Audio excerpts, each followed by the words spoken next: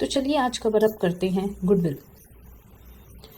Goodwill बहुत ही अच्छा topic है, बहुत ही इंटरेस्टिंग चैप्टर है।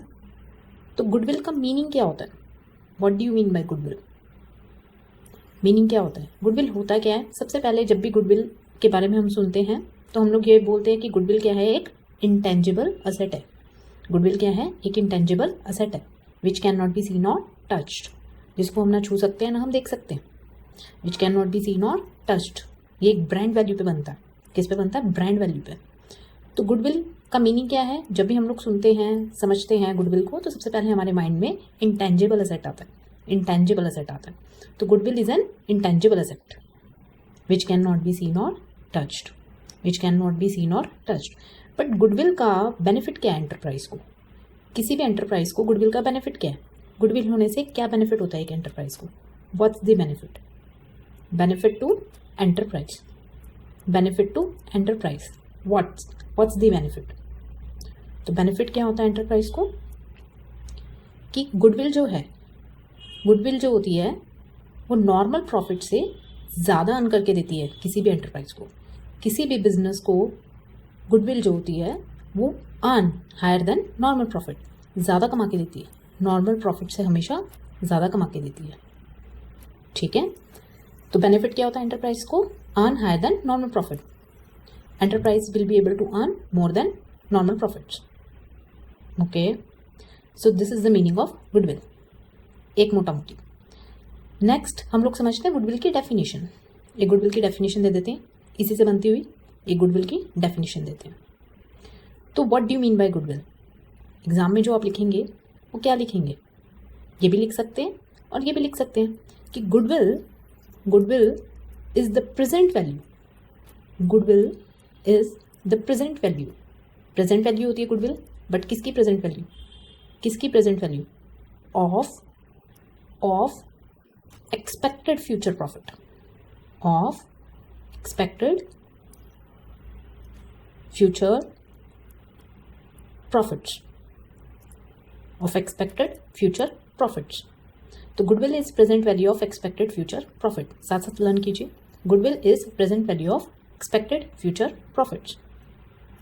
फ्यूचर प्रॉफिट्स जो भी होंगे आपके, उसकी present value.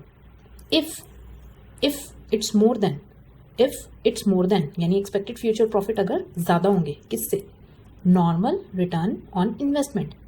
Normal return on investment, investment पे, इन्वेस्टमेंट जो भी आपने बिजनेस में इन्वेस्ट किया है उससे जो भी नॉर्मल प्रॉफिट होंगे, अगर एक्सपेक्टेड फ्यूचर प्रॉफिट उससे ज़्यादा होंगे और उसकी प्रेजेंट वैल्यू क्या कहलाएगी? गुडविल कहलाएगी। तो goodwill is present value of expected future profit if it's more than normal return on investment.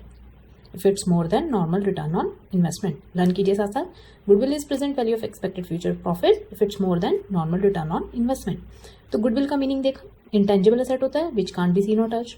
Benefit क्या होता है एंटरप्राइज को कि earn higher than normal profits, normal profit से ज़्यादा कमा के देती है गुडविल।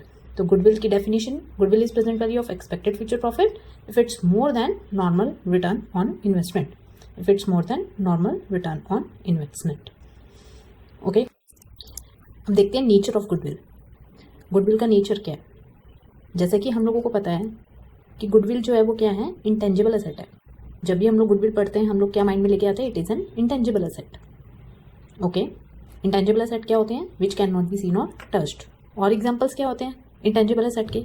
कॉपीराइट हो गया, ट्रेडमार्क हो गया, सॉफ्टवेयर हो गए, okay, etcetera. So these are all intangible assets, these are all intangible assets. इनको, इंटेंजिबल एसेट्स को डेप्रिसिएशन वर्ड जो है इंटेंजिबल एसेट्स के लिए यूज़ नहीं करते। ओके, इसके लिए यूज़ करते हैं अमोटाइज्ड, अमोटाइज्ड वर्ड। तो अमोटाइज किया जाता है over it's estimated useful life. इसको अमोटाइज किया जाता है over it's estimated useful life. जितनी भी एक एस्टिमेटेड इसकी यूजफुल लाइफ बना दी, मान लो 10 साल, तो 10 साल में इसको क्या कर देते हो? अमोटाइज कर देते हो। Okay, as per AS 26, AS 26 जो है वो गुडविल को क्या करता है? कवर अप करता है। AS अकाउंटिंग स्टैंडर्ड 26 जो है वो गुडविल या इंटेंजिबल एसेट्स को कवर अप करता है। Okay, so this is nature of goodwill, nature of goodwill.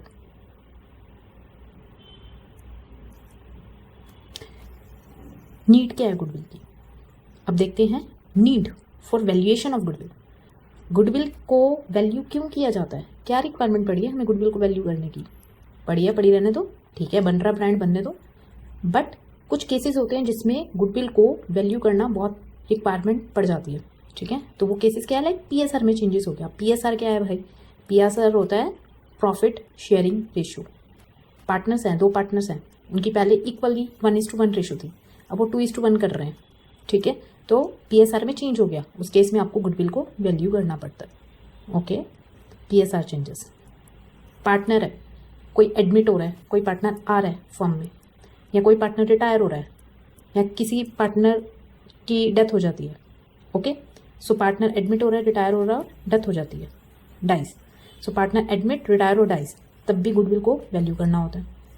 Firm है, कोई फर्म है, आप अपनी फर्म को बेच रहे हो, फर्म इज सोल्ड, या फर्म को आप कंपनी में कन्वर्ट कर देते हो, firm is converted to company, तो उस केस में आपको गुडविल को क्या करना पड़ता है, वैल्यू करना पड़ता है, बिकॉज आप गुडविल का भी पैसा उनसे लोगे।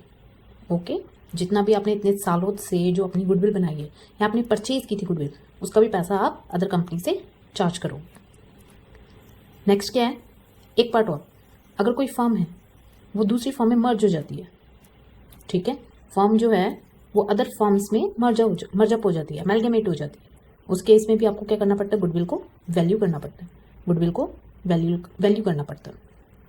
तो नेचर क्या है, इंटेंजिबल एसेट है, अमोर्टाइज किया जाता है over it's estimated useful life, AS 26 cover up करता है। नीड क्या है, पीएसआर में चेंजेस हो गए, पार्टनर एडमिट, रिटायर और डाइज हो गए, फर्म इज सोल्ड हो गई है या कन्वर्टेड टू कंपनी, या 2 और मोर फर्म्स का मर्ज हो रहा है, अमेलगमेट हो रहा है। ओके